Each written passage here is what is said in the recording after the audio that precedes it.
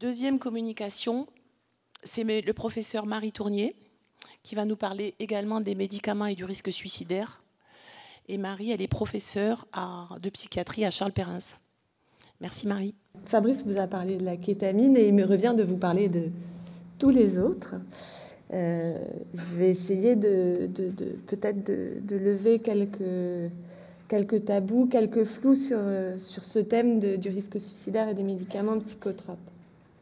Je vais suivre ce plan-là, c'est-à-dire qu'il y a des médicaments psychotropes qui sont suspectés d'augmenter le risque suicidaire, donc je vais vous en parler un peu et vous montrer quelques résultats. Et puis il y a aussi des médicaments psychotropes qui sont suspectés de réduire le risque suicidaire. Alors, je vais essayer de vous en parler aussi parce que je pense que c'est utile et ça peut vraiment guider les pratiques. Et je vous parlerai de tous, sauf de la kétamine, bien sûr.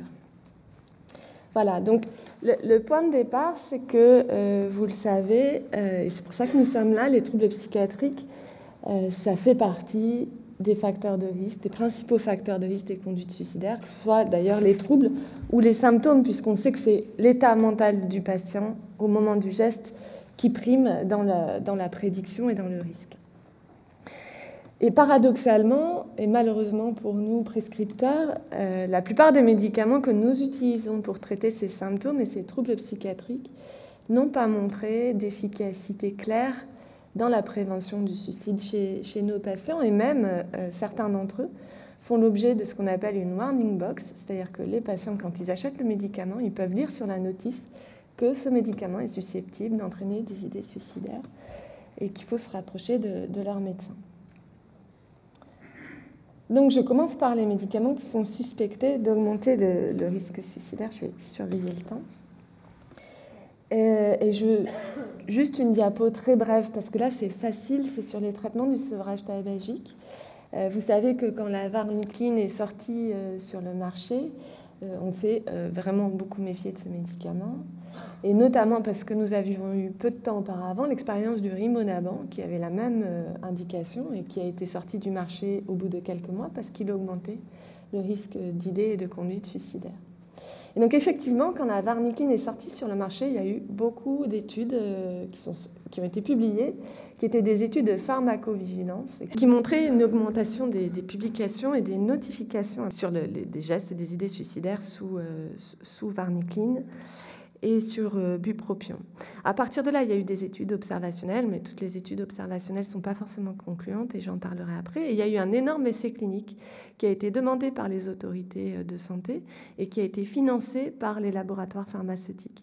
Et cet essai clinique, qui était randomisé comparatif, a été absolument clair. Il n'y a aucune augmentation d'idées ou de conduite suicidaire sous varenicline ou sous bupropion en comparaison au patch nicotinique, que ce soit dans la population générale ou chez les patients qui souffrent de troubles psychiatriques. Donc il n'y a aucune raison que nous n'aidions pas au sevrage tabagique de nos patients, chez qui c'est un gros problème, en utilisant ces médicaments du traitement du sevrage tabagique. Et ça, je pense que c'est un message important. Donc c'était vraiment lié à un biais de notoriété, c'est-à-dire qu'on attendait ces médicaments au tournant sur le risque suicidaire. On a notifié tout ce qui revenait à nos oreilles, mais c'était en fait cet effet est lié au sevrage tabagique lui-même et pas aux médicaments a priori. Maintenant, je voudrais vous parler des benzodiazépines parce que c'est un médicament extrêmement prescrit en France et extrêmement prescrit dans un but d'apaisement chez les patients qui ont des idées suicidaires.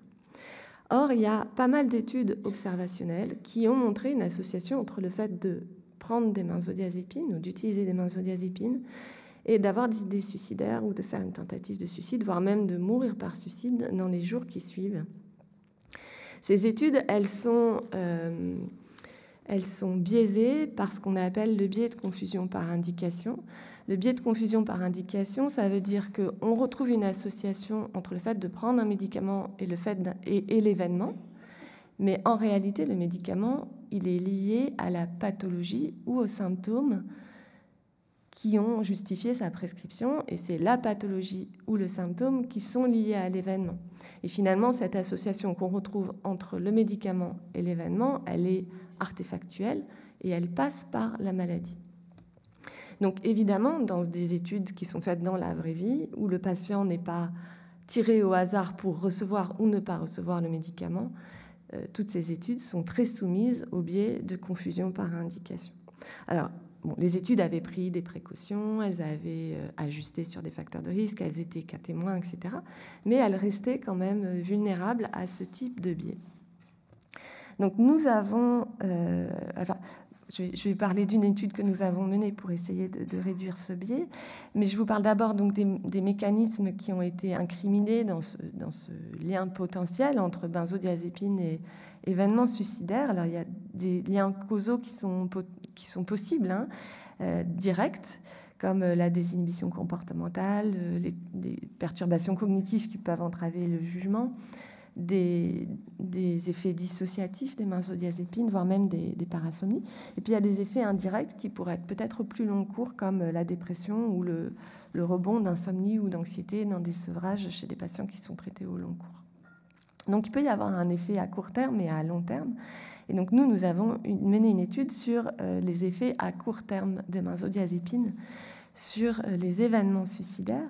Donc on a fait ce qu'on appelle une étude cas croisée, case crossover en anglais, où on a mesuré l'association entre l'exposition récente aux benzodiazépines et des conduites suicidaires chez des patients avec ou sans antécédents récents de troubles psychiatriques. Pour cela, on a utilisé une base de données qui est la base de données de l'assurance maladie, enfin des données de santé en général françaises.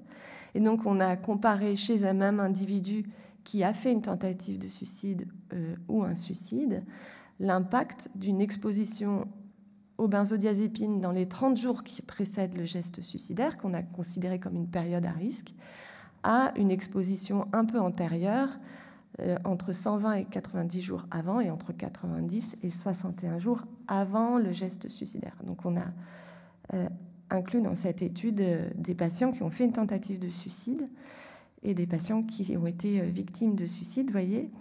Et on a, alors chez les patients qui ont été hospitalisés pour une tentative de suicide, on a inclus un peu plus de 34 000 patients qui n'avaient pas d'antécédents récents de troubles psychiatriques et de prise en charge psychiatrique, et presque 78 000 qui en avaient un.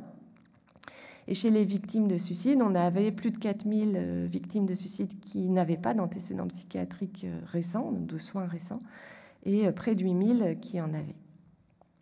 Donc je vous montre juste ce résultat. Ce qu'on a retrouvé, c'est une association significative entre le fait d'avoir pris dans les 30 derniers jours des benzodiazépines et le risque de faire une tentative d'être hospitalisé pour une tentative de suicide ou de mourir par suicide. Et cette association, elle était plus forte chez les patients qui n'avaient pas d'antécédents récents de troubles psychiatriques et qui donc n'avaient pas reçu de soins dans l'année qui précédait, les 4 mois qui précédaient le geste suicidaire. On a fait pas mal de vérifications statistiques que je ne vous montre pas, mais qui allaient tous dans ce sens-là. L'association restait significative. Donc le risque de conduite suicidaire était associé à un traitement récent par benzodiazépine. Il était plus important chez les sujets qui n'avaient pas de prise en charge psychiatrique dans les derniers mois. Et cette association était indépendante de l'exposition, de la prescription récente d'autres médicaments psychotropes. Donc on ne peut pas vraiment tirer de conclusion sur une relation causale avec cette étude, mais ce qui est certain, c'est que toute initiation, traitement par benzodiazépine doit être considérée comme un marqueur de risque et nécessite un dépistage soigneux de risque suicidaire avant l'initiation et pendant toute la durée du traitement. Alors, je vais vous parler maintenant des antidépresseurs, et là, c'est sûrement un peu plus nébuleux, mais je pense que c'est important qu'on fasse le point, parce qu'en plus, c'est des études qui ont été assez médiatisées. Il y a pu y avoir des intervenants dans les médias qui ont dit « mais oui, c'est normal, les antidépresseurs, on sait bien que ça entraîne des gestes suicidaires et des gestes violents ». Et donc, je pense que c'est vraiment important qu'on fasse le point. Il y a énormément d'études qui sont sorties sur le sujet depuis le début des années 2000. Le point de départ, en fait, c'est un essai clinique randomisé comparatif chez les adolescents. C'est le laboratoire SmithKline-Beecham qui a voulu avoir l'autorisation de mise sur le marché pour la paroxétine dans la dépression de l'adolescent. Et dans les événements répertoriés de ces essais cliniques, il y avait les idées suicidaires. Et à partir de là, ils n'ont pas eu l'AMM, mais il y a eu des grandes méta-analyses des essais cliniques qui ont été menés par la FDA, qui a récupéré toutes les données individuelles, qui a fait des méta-analyses, ce qui a abouti dès 2004 à la fameuse warning box, ce médicament peut entraîner des idées suicidaires chez les adolescents. En septembre 2004, ça a été étendu à tous les antidépresseurs et en décembre 2006, ça a été étendu aux adultes de moins de 25 ans à la suite de cette méta-analyse-là qui a été publiée dans le BMJ en 2009 et qui montre qu'en fait l'impact des antidépresseurs sur le risque suicidaire chez les patients déprimés est dépendant de l'âge.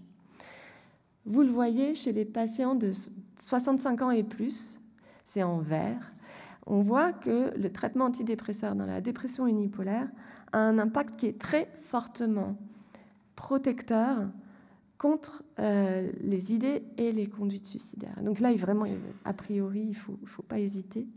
Les patients de 65 ans et plus, il faut traiter leur dépression par antidépresseurs. Dans la population adulte 25-64, c'est un peu plus neutre. Et chez les adolescents, il y a ce signal des essais cliniques qui dit peut-être que chez les moins de 25 ans, il peut y avoir une augmentation du risque de conduite suicidaire liée aux antidépresseurs. Alors, les essais cliniques, ils ont leurs limites. C'est une population sélectionnée. On sait que seulement 13% des patients dont on s'occupe sont éligibles à un essai clinique. La durée est courte, c'est 6 semaines, 4-6 semaines, parfois 8, c'est rare. Et puis en plus, dans ces essais cliniques, généralement, les patients qui vont trop mal, on les a exclus. Donc les patients suicidaires, ils ont été exclus. Donc il y a d'autres types d'études qui ont été menées. Le premier type d'études observationnelles dans la vraie vie, c'est ce qu'on appelle les études écologiques, c'est-à-dire, dans les années 90, les antidépresseurs, ils ont explosé sur le marché. Est-ce qu'à la suite de ça, on a eu une vague de suicides? La réponse est non. En fait, quand les tricycliques sont sortis, il y a eu une baisse du taux de suicide dans la population. Et puis après, quand les ISRS sont sortis et que du coup, il y a eu vraiment une démocratisation de la prescription des antidépresseurs, il y a eu encore une baisse des suicides dans la population. Alors bien sûr, on est à un niveau très macroscopique. On ne sait pas si le patient qui s'est suicidé, c'est le déprimé qui ne prenait pas d'antidépresseur, et si celui qui ne s'est pas suicidé, c'est le déprimé qui prenait un antidépresseur. Donc globalement, on ne peut pas faire d'inférence causale avec ces études-là. Mais ce qu'on sait, c'est que, en fait, quand il y a eu beaucoup d'antidépresseurs dans la population, ça n'a pas été suivi d'un raz-de-marée de suicides. Ce qui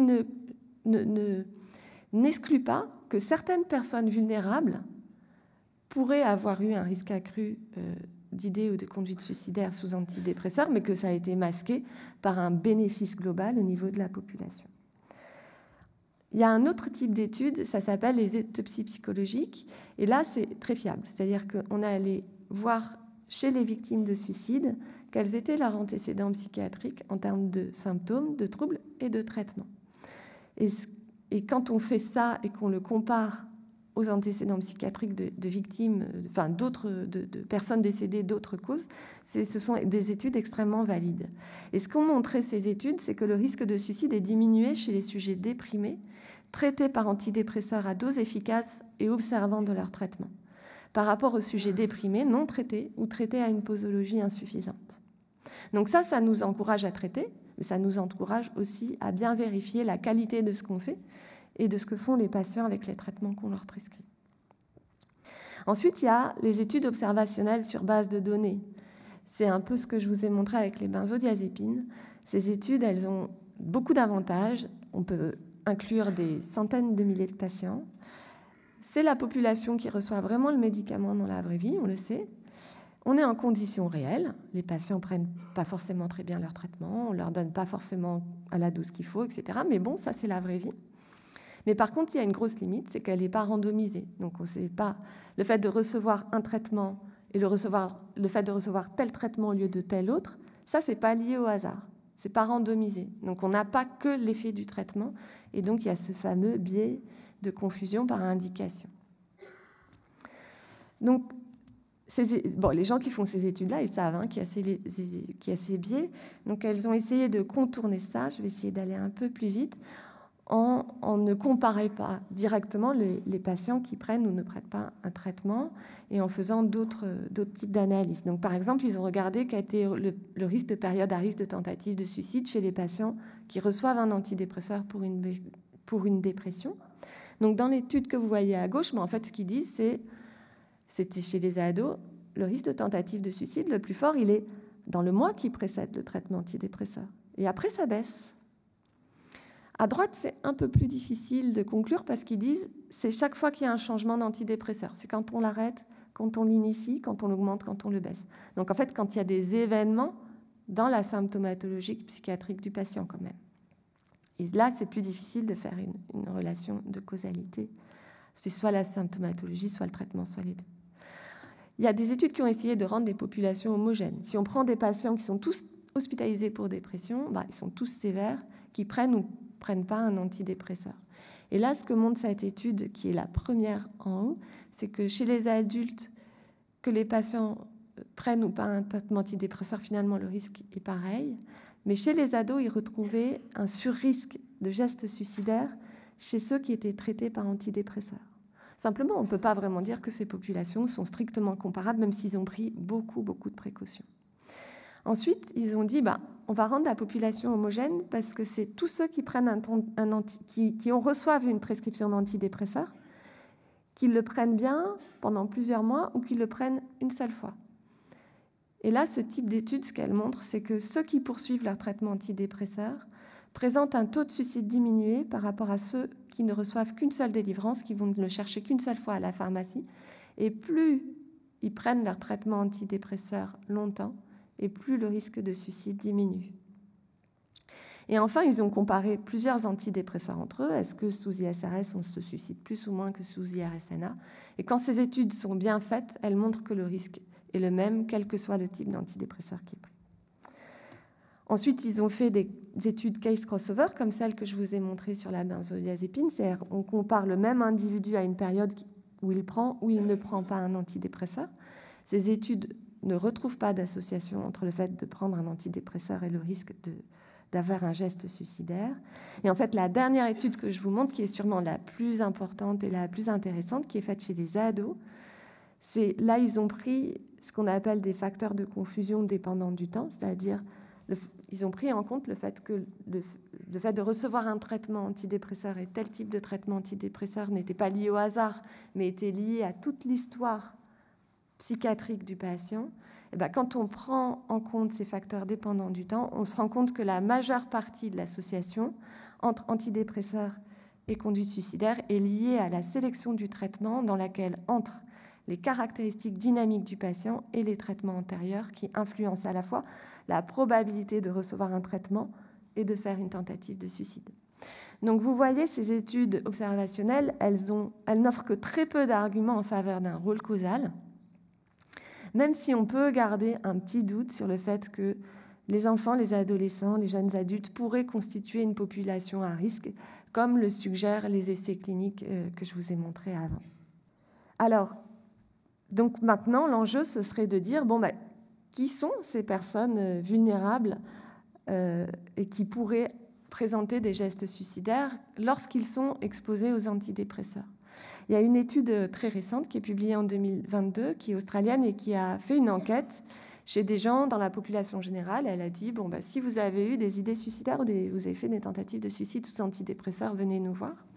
Et donc, ils ont fait une grosse enquête en population générale. Ce qu'ils ont montré, c'est que le risque d'avoir des événements suicidaires sous antidépresseurs est concerné à peu près 13% de la population traitée pour dépression, que ce risque était identique quel que soit l'antidépresseur. C'est plus lié aux caractéristiques de l'individu qu'aux caractéristiques de la molécule. Et sur le truc à gauche, en bas à gauche, ce qu'on voit, c'est la diminution du risque avec l'âge.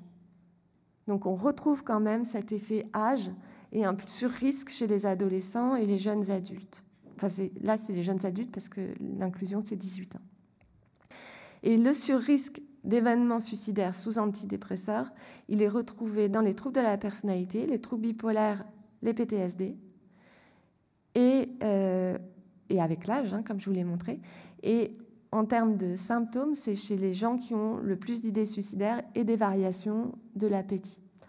Ils ont fait une étude génétique qui n'est pas du tout concluante. Ils ne retrouvent pas de facteur de risque génétique fort d'avoir des événements suicidaires sous antidépresseurs, mais ils disent qu'il faudrait peut-être regarder molécule par molécule.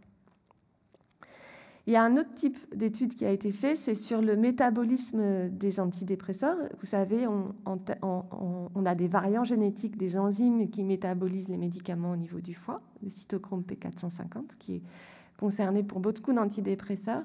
Et donc, ce qu'ils ont retrouvé dans cette étude, c'est un effet spécifique chez les adolescents qui prennent de l'escitalopram, ou chez les métaboliseurs lents, on a un surrisque d'avoir des tentatives de suicide ou des actes auto-agressifs que vous voyez à gauche et qu'on ne retrouve pas chez les jeunes adultes et chez les adultes de 65 ans et plus. Voilà. Il y a quelques autres études, mais qui sont assez peu concluantes, mais qui sont assez intéressantes sur le fait que finalement le risque sous antidépresseurs, il est très faible par rapport à un énorme bénéfice chez la plupart des gens, mais qu'il pourrait y avoir des individus vulnérables et qu'il faut qu'on creuse cette question.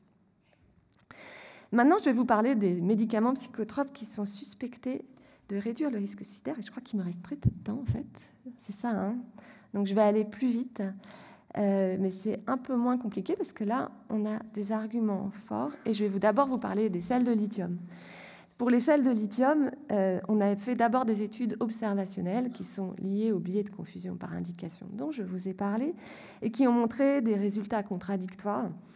Et qui ont été jugées comme peu concluantes, toutes montraient un effet protecteur du sel de lithium dans le risque suicidaire, mais elles étaient jugées comme trop biaisées pour qu'on puisse conclure.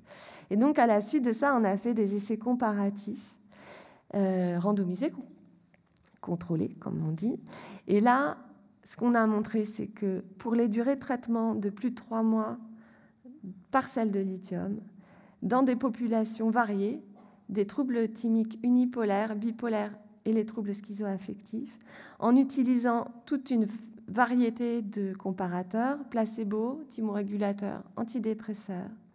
Sous lithium, nous avons une diminution des conduites suicidaires de plus de 70%, une diminution du suicide de plus de 60%, une diminution de la létalité des conduites suicidaires, c'est-à-dire que le nombre de suicides sur le nombre de tentatives de suicide est réduit, donc avec une moins grande dangerosité des gestes, on va dire.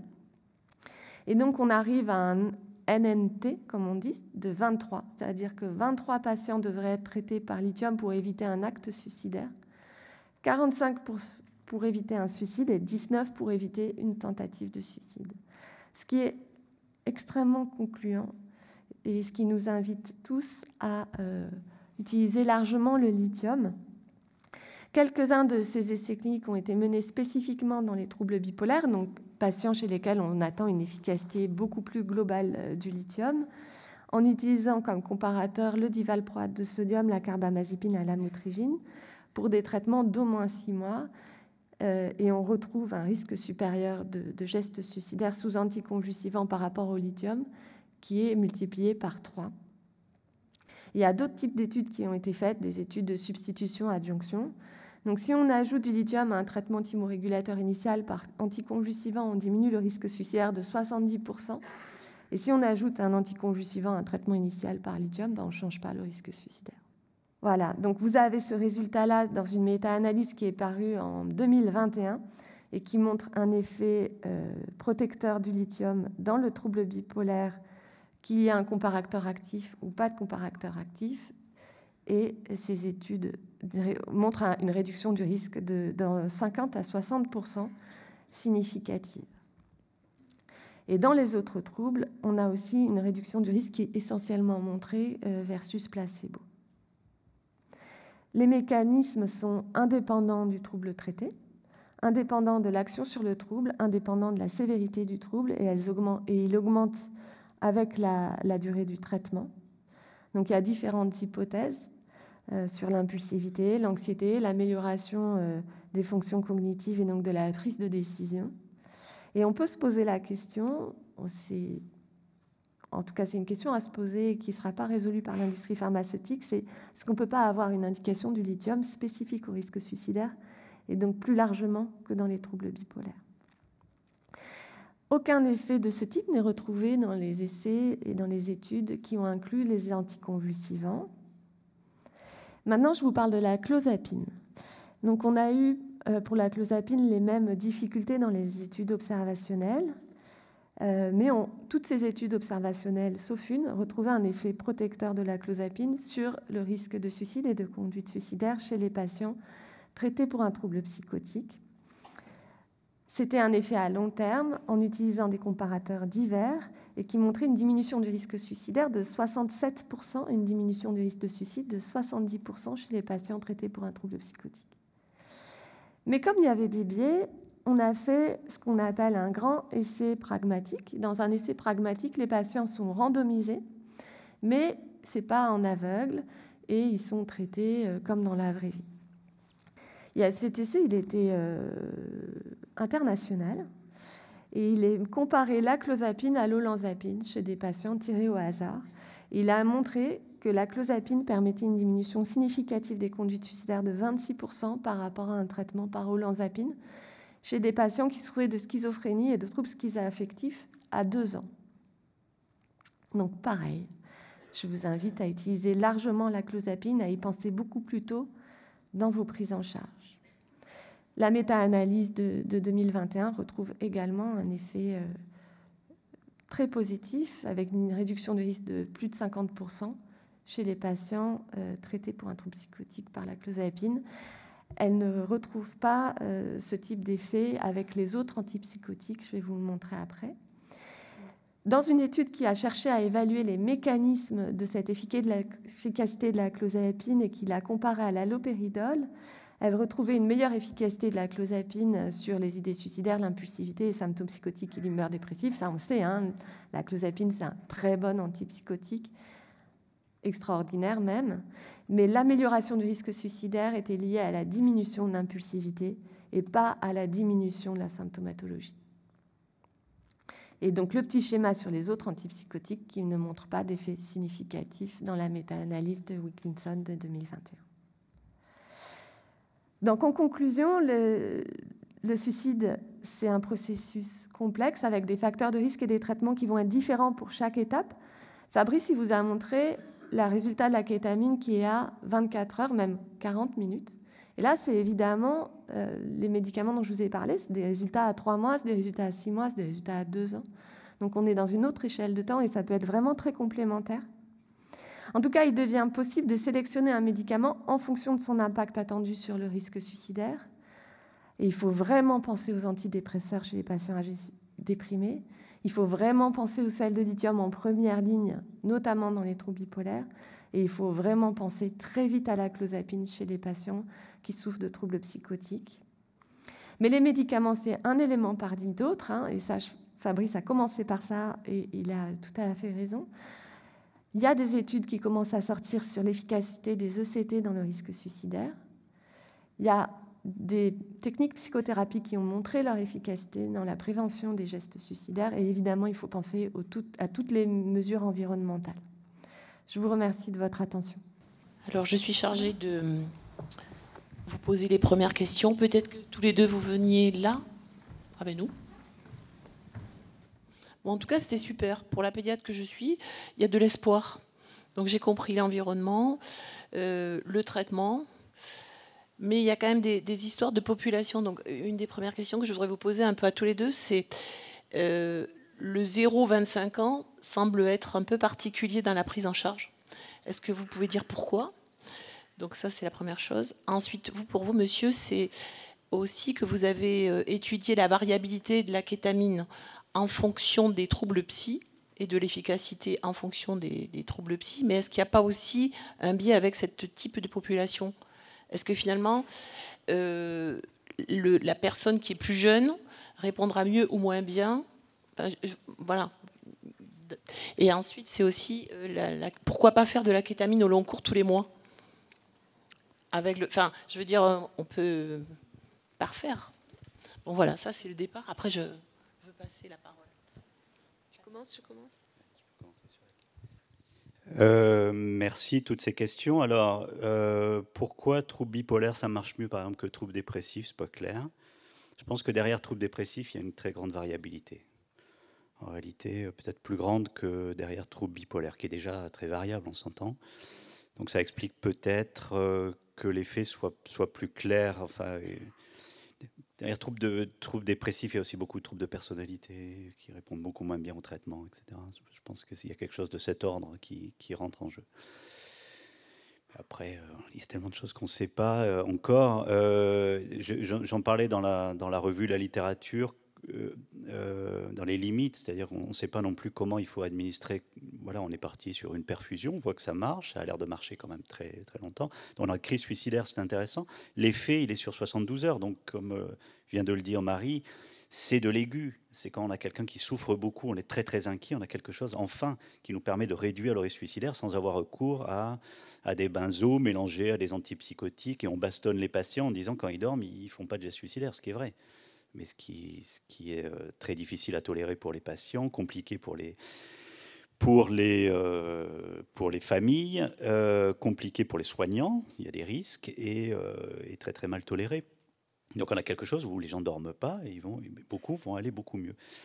Maintenant, il y a des populations qui sont chroniquement suicidaires. Est-ce que ça peut les aider parfois, toujours, régulièrement? Je pense qu'il faut être ouvert. Il faut être ouvert. On a dans le passé en psychiatrie tellement d'exemples où on était bloqué par nos idéologies. J'ai l'exemple de la méthadone. Enfin, on y est allé à reculons en France à la méthadone. D'accord, oh là là, on va donner. Mais moi, je ne suis pas un prescripteur de drogue. Voilà, c'est ce qu'on entendait, les psychiatres.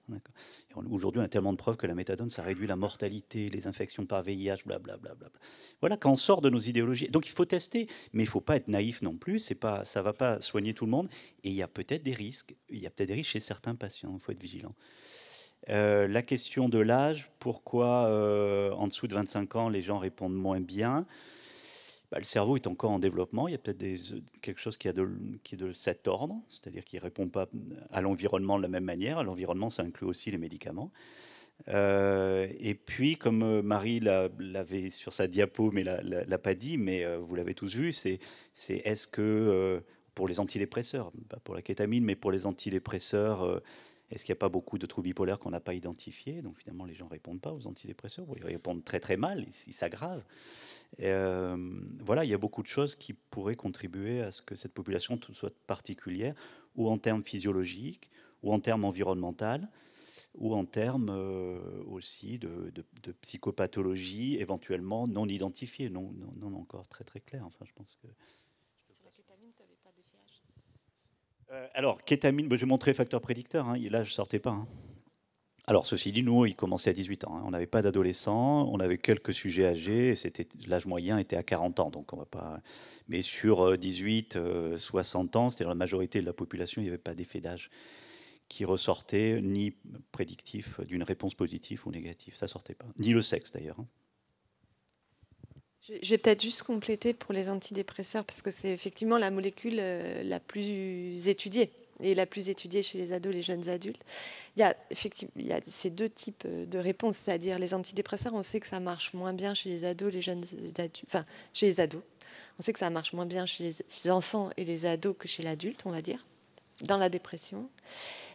Et effectivement, le fait que plus la dépression est précoce, et plus le risque est fort que en fait, ce soit une dépression bipolaire, même si on ne le sait pas encore et qu'on ne l'a pas encore décelé.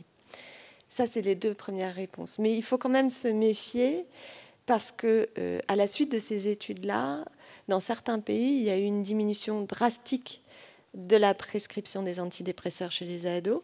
Et on a vu une augmentation très importante des gestes suicidaires à ce moment-là. C'est-à-dire que quand on a arrêté de prescrire des antidépresseurs, moi je me souviens, hein, à ce moment-là, on a dit « Ouh là là, mais si vous donnez de la paroxétine chez les moins de 16 ans, vous risquez gros. Hein ». Donc on a fait peur aux prescripteurs, les prescriptions ont plongé et on a vu un rebond du suicide chez les ados. Donc voilà, là vraiment mon message c'est il y a un bénéfice global, peut-être que chez certaines personnes il y a un risque, mais on ne sait pas encore chez qui. Voilà. Mais probablement que ces personnes-là sont plutôt des ados, des jeunes adultes, mais on ne sait pas encore qui, et globalement, il y a quand même un bénéfice à prescrire des antidépresseurs dans cette population. Je pense que la présentation de Marie était très très importante. Moi, je vous ai présenté la kétamine, c'est nouveau, ça va nous aider, ça va aider beaucoup de nos patients, tant mieux. C'est un peu innovant avec une vieille molécule, ceci dit. Mais déjà, essayons de faire correctement ce qu'on sait, et on sait beaucoup de choses. Le lithium, ça marche. Le lithium est très largement sous-prescrit en France, pour des mauvaises raisons. La peur du risque rénal, qui en fait a été beaucoup surestimé. Si vous faites une surveillance correcte, vous aurez très peu de problèmes avec vos patients, pour vos patients. La clozapine, très largement sous-utilisée en France dans la schizophrénie, hein, on en a peur, mais si vous organisez bien, ça demande un peu de surveillance, bah, tant mieux pour le patient, et ils vont aller beaucoup mieux. Ça coûte rien, le lithium et la clozapine ne coûtent rien financièrement et rapportent énormément pour les patients, leur entourage, la société, ce que vous voulez, mais c'est très utile. Faisons les choses correctement. Je l'ai un peu dit avec la prévention du suicide. Là, on parle d'innovation.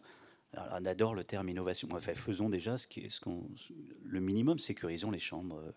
Je reviens à des choses simples, mais c'est ça. Prescrivons du lithium, de la clozapine, posons la question des idées suicidaires et sécurisons les chambres quand on doit hospitaliser les patients. Voyons avec les familles pour sécuriser le domicile. Et il y aura beaucoup moins de suicides. C'est pas innovant, hein. C'est un peu basique ce que je dis là, mais c'est pas fait. C'est pas fait. Même moi, je vous dis ça. On a fait le tour des chambres de notre service universitaire quand j'étais à Sainte-Anne, qui était un bâtiment de 2013. Les chambres n'étaient pas du tout sécurisées. 10 lits de suicidio. Hein. Service moderne, universitaire, c'est pas du tout fait. Donc faites le tour des chambres d'hospitalisation, vous allez sauver plein de vies. Ça se joue à des choses qui ne coûtent pas très très cher. Prescrivez du lithium et de la clozapine. Je partage tout à fait. Moi, je trouve les présentations remarquables et je trouve que ça déconstruit certaines idées reçues. Alors, effectivement, sur la kétamine, on a un peu peur et je vous en ai parlé tout à l'heure. C'est comment on fait dans un service d'urgence qui n'est pas dans un plateau technique. Mais il va falloir qu'on surmonte ça et qu'on en discute et qu'on s'organise en interne.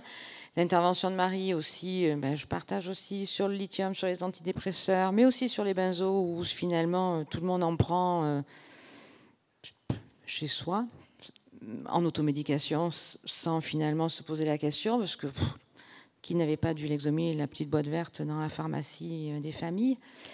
Et alors par rapport à la sécurisation des chambres, nos contraintes à nous, psychiatres, sont souvent en contradiction avec celles des services de sécurité aussi, quand on explique certaines choses, et on a eu à le faire dans le service d'urgence, où effectivement on avait des choses qui nous paraissaient, nous, comme étant à risque de suicide, mais qui effectivement, pour la commission de sécurité, etc., étaient comme ça et pas autrement. Donc on est toujours aussi dans une adaptation, mais je partage, effectivement, il y a des choses que l'on pourrait très largement améliorer aussi, des petits détails dans les chambres, dans les locaux qui feraient que. Mais après, c'est un juste milieu aussi avec, en tous les cas, moi, ce que je m'entends souvent opposer, et là, on va reconstruire des lits d'hospitalisation, nos 3 unités d'hospitalisation, enfin d'admission, fermées et ouvertes, et on va voir un peu comment on va pouvoir aussi rediscuter de tout ça en fonction de ce qui s'est passé, des expériences des autres collègues dans les autres services.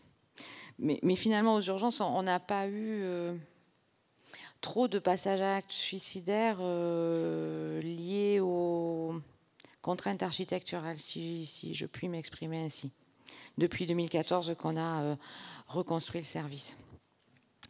Est-ce qu'il y a des questions dans la salle?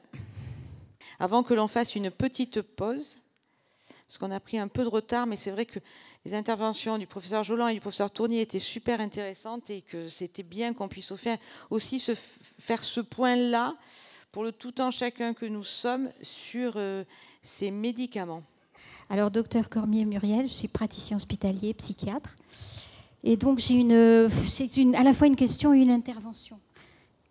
Donc, mon intervention ne va pas à l'encontre de tout ce qu'on a entendu, parce que j'étais vraiment ravie d'être là. Je trouve qu'il y a des choses qui interviennent par rapport à la prévention et qu'on n'a pas évoquées. Donc vous avez évoqué à plusieurs reprises qu'il y avait des psychothérapies qui ont des méthodes longues, des méthodes qui prennent du temps. Et je trouve que par rapport à l'action qu'on peut avoir en urgence ou en intensif, comme vous l'avez dit, ça peut se produire dans différents domaines.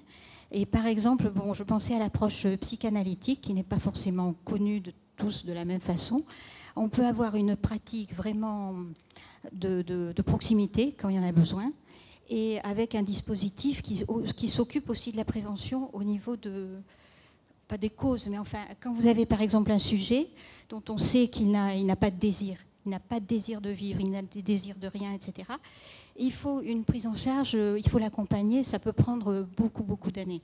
Et ça peut prendre des formes diverses. Par contre, c'est vrai que ça n'empêche pas d'avoir besoin parfois de médicaments, parfois d'hospitalisation, de relais, de travail en commun. Mais en tout cas, quelquefois, quand vous cherchez un petit peu qu'est-ce qui a pu arriver au sujet, vous n'êtes pas obligé, vous n'avez pas forcément de succès avec les médicaments, vous n'êtes pas obligé d'en utiliser. Mais par contre, vous pouvez faire un travail de longue haleine pour essayer de reconstruire quelque chose. Donc voilà, j'espère que la prochaine fois, si par exemple il y a une autre réunion à l'occasion du suicide, je trouve qu'il y a des témoignages cliniques qui seraient intéressants. Et autrement, par rapport à ce qui a été dit concernant les idées suicidaires, c'est vrai qu'il y a des idées suicidaires qui sont des fois exprimées et d'autres qui sont évidemment pas exprimées. Ça ne veut pas dire qu'on ne va pas les repérer, mais on ne peut pas lire dans les pensées de celui qui ne veut pas exprimer quelque chose. Et on sait à quel point il peut y avoir des passages à l'acte qui ont été non exprimés. Voilà. Et des signes cliniques aussi. Alors il y a des signes cliniques qui sont connus des psychiatres par rapport à la clinique classique, quoi, la mélancolie délirante, stuporeuse, etc. Mais quand on écoute quelqu'un, on peut entendre des choses terribles aussi. Il faut savoir les repérer. Il y a des gens qui ne les connaissent pas. Par exemple, quelqu'un qui vous dit « je suis pourri de l'intérieur », etc. On peut penser au syndrome de Cotard. Mais vous avez aussi des choses qui ne sont pas connues, quoi. On n'a pas l'impression que certaines choses, certains signes cliniques sont vraiment reçus à leur juste valeur. Donc je crois qu'il ne faudrait pas hésiter à échanger là-dessus.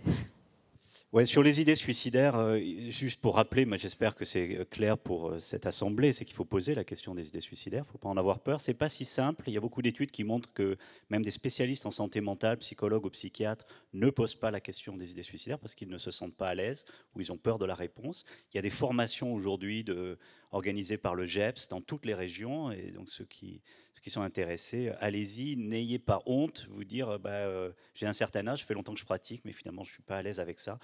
On a tous des coins avec lesquels on n'est pas à l'aise, des pathologies avec lesquelles on est, avec certains patients. Bon, on se forme, et ça, on peut se former à ça pour apprendre à poser la question des idées suicidaires. C'est pas simple et c'est pas compliqué non plus. Dans ces circonstances, est-ce que vous avez pu avoir des idées suicidaires? Ça se pose, ça s'apprend, c'est la conduite. Moi, je pense qu'il y a un vrai problème dans l'enseignement des psychiatres sur l'enseignement de l'entretien psychiatrique, mais ça nous mènerait loin. On essaye de faire des nouvelles choses. On pourra en parler une autre fois. Sur l'histoire de la psychothérapie, évidemment, on n'en a pas parlé parce qu'on ne peut pas parler de tout. Là, on était sur médicaments et crise suicidaire. Mais la psychothérapie a une importance capitale. Je voulais prendre la parole là-dessus parce que je rentre d'1 an et demi en Allemagne. J'aime bien voyager. Passer 1 an et demi en Allemagne. En Allemagne, il y a un vrai statut psychothérapeute qui est vraiment reconnu dans le système de soins. Quand on dit le système de soins, il y a tant de médecins, tant d'infirmiers, tant de psychothérapeutes. Ça fait partie des disciplines vraiment identifiées par le système de soins en général. C'est très bien remboursé, ils sont très bien payés et ils sont en première ligne de la prise en charge. Voilà. Et ça, c'est important et utile. Nous, on en est loin, d'accord. On commence à peine à rembourser 6 consultations à 45 €. Les psychologues ne sont pas contents, ils ont raison. Donc, on a vraiment besoin d'améliorer ça. Et dernier point, j'en ai un peu parlé, mais il y a tout un champ de recherche fascinant. J'ai un peu parlé de la psilocybine. La psilocybine, d'emblée, sont partis dans l'idée de la psychothérapie assistée par psilocybine. C'est-à-dire vous faites une psychothérapie que vous potentialisez avec cette substance. C'est aussi ce qu'on voit actuellement dans le PTSD, vous savez, avec la MDMA, l'ecstasy, qui potentialise l'effet de la psychothérapie, c'est-à-dire comment on travaille les deux ensemble, médicaments et psychothérapie, pour certaines indications. Et c'est sûr que c'est beaucoup plus intéressant. Il n'y a pas les médicaments d'un côté, psychothérapie de l'autre, même s'il faut des spécialistes un peu de chacun. On ne peut pas être spécialiste de tout, mais il faut qu'on apprenne à travailler ensemble. Dans le risque suicidaire, c'est aussi un travail qui est échelonné. Pour l'instant, les démonstrations, c'est, comme je disais, la psychothérapie, c'est plutôt la prévention des récidives. Mais ça peut commencer très tôt, quand même, ce travail avec le patient dès la crise suicidaire. Bonjour, je suis psychiatre en retraite. Et je voulais poser la question au professeur Joland de savoir comment le discours du patient se modifie sous kétamine, on pourrait dire presque du jour au lendemain. En général, les suicidants vont dire ma copine m'a quitté, je vais mourir, j'ai plus besoin de vivre. Comment ça se modifie? C'est-à-dire, est-ce que le lendemain, la copine n'a plus d'importance, et puis une de perdue, 10 de retrouvée? Voilà, ma question de... Parce que ça doit être un petit peu fascinant de voir le changement du discours du patient. Oui, c'est une question très très intéressante. Là, je vous ai présenté une approche finalement quantitative, et des chiffres, des questionnaires, etc. C'est la première approche. Il commence à y avoir des études qualitatives qui sont menées, notamment en Angleterre. C'est-à-dire, on va interroger les patients. Quelles sont vos attentes vis-à-vis de la kétamine? Et après la kétamine, quelle a été votre expérience? Et ça rejoint un peu ce que je vous ai montré, les trajectoires individuelles. C'est-à-dire, on voit un peu de tout. Il y a des gens qui sont très très soulagés. Enfin, ça fait du bien. Vous voyez, c'est comme si vous cassez la jambe, vous allez aux urgences. Vous savez bien que l'antalgique qu'on va vous donner, ça ne va pas régler le problème de la jambe, mais enfin, ça soulage, ça permet d'attendre l'opération, le plâtre, etc. Donc, c'est dans cette perspective d'antalgie. Ceci dit, cette antalgie, effectivement, ce signal qui est la douleur psychologique, il survient dans un contexte. D'accord, c'est une alarme de notre corps qui a quelque chose qui ne va pas bien dans nos relations aux autres. Et ça peut être important qu'il ne s'éteigne pas trop vite pour certains patients, c'est vrai. Donc, ça rejoint un peu ce que vous dites. Il y a des patients pour lesquels ça va trop vite. Et ils ont aussi éventuellement la peur que, comme ils vont bien, on va les abandonner, vous voyez, trop vite. On va les faire sortir très vite alors que les problèmes ne sont pas réglés. Et vous voyez, ça rejoint tout ça. Donc, je pense qu'il y a encore beaucoup d'études à faire sur le plan qualitatif. Ceux qui sont intéressés dans les services ont prescrit la kétamine. Ça serait très, très intéressant d'aller beaucoup plus loin dans cette approche. La compréhension du vécu du patient de la kétamine, comme avec d'autres médicaments, à la fois avant, leurs attentes, qu'est-ce qu'ils savent, qu'est-ce qu'ils ont entendu, qu'est-ce qu'on leur a dit, qu'est-ce qu'ils ont compris. Et ensuite, comment ils ont vécu cette amélioration. Et puis, je vous rappelle, pour 40%, cette absence d'amélioration. Ces attentes déçues, finalement. Et ça, c'est aussi très, très important. On a besoin d'études qualitatives. Merci pour cette question. Même si je ne peux pas répondre encore trop dans les détails, parce qu'on manque encore d'informations. On aura besoin d'écouter plus nos patients là-dessus. Ouais. Bonjour, Dr Vaez, clinique Mirambeau, Anglet. Une question pratique au niveau de la kétamine. Sur un patient qui arrive hospitalisé en hospitalisation complète avec idée suicidaire, est-ce qu'on peut faire une perte de kétamine et initier un traitement antidépresseur et par exemple benzo, ou est-ce qu'il faut juste mettre de la kétamine? Et deuxième question, par exemple en hospitalisation de jour, quelqu'un qui est stabilisé mais qui peut à nouveau avoir une recrudescence d'idées suicidaires, est-ce qu'on peut faire une perte de kétamine en hospitalisation de jour? Alors oui, les recommandations actuellement, c'est quand même d'avoir un chariot d'urgence et de savoir l'utiliser, même si les risques sont très très faibles. Et je pense que plus on l'utilisera, plus ça sera facile à utiliser. Mais pour l'instant, c'est quand même une prescription hospitalière. N'hésitez pas à vous rapprocher des gens qui l'utilisent déjà à l'hôpital, parce qu'en fait, il y a des gens qui l'utilisent à des doses bien plus importantes. Nous, c'est 0,5 mg/kg, on en parlait tout à l'heure. Pour l'antalgie, pour l'anesthésie, ils utilisent des doses bien plus importantes. Donc il y a plein de gens qui connaissent déjà la kétamine. Elle est à l'hôpital général, la kétamine, elle est utilisée. Donc rapprochez-vous d'eux, ils savent comment on fait avec des doses bien plus importantes. Bien sûr, vous pouvez le prescrire en hospitalisation complète. En général, l'idée, c'est quand même de ne pas commencer trop de traitements en même temps. C'est une règle générale de prescription, parce que si ça se passe mal, on ne saura pas qui est responsable. Et puis, vous ajoutez éventuellement des effets secondaires.